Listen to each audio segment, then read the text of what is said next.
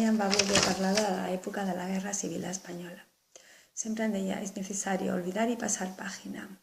Quan ell va morir, la dona, en el seu enterro després, la dona d'aquell que va ser el seu millor amic, el Manolo, i la meva mare em van explicar la història dels dos.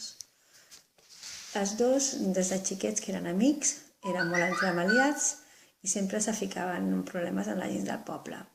Quan va esclatar la guerra, els dos tindrien 25 anys i vivien a Cuevas d'Almazora, que és el poble on van néixer i que és de la província d'Almeria, de la província d'Andalusia.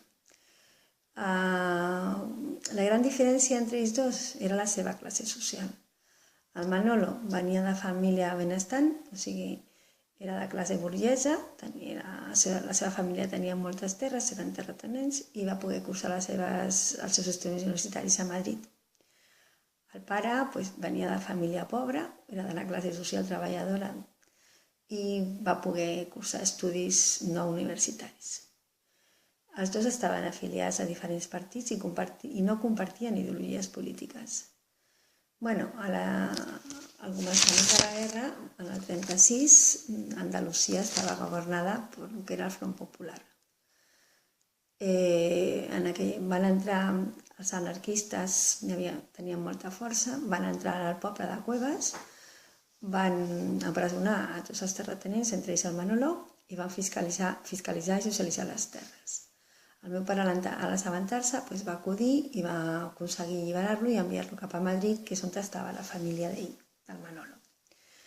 En el 38, quan ja el Front Nacional ocupava totes les terres d'Andalusia, el meu pare va caure ferit de guerra en el front en Almeria, va ser hospitalitzat i des d'allà el vam anar a buscar per posar-lo a presó perquè li esperava un afuselament ràpid. El Manolo se va assabentar i va acudir i d'amagat va alliberar el meu pare i el va enviar cap a Barcelona. Durant l'època franquista no van tenir cap contacte fins a l'any 75-76, que van reprendre l'amistat i ja els va durar fins que van morir.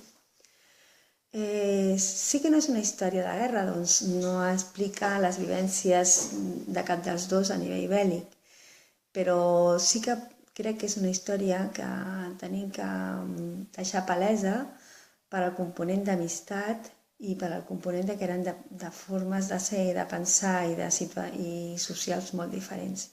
Per lo que cal dir que l'amistat a vegades prevaleix sobre ideologies.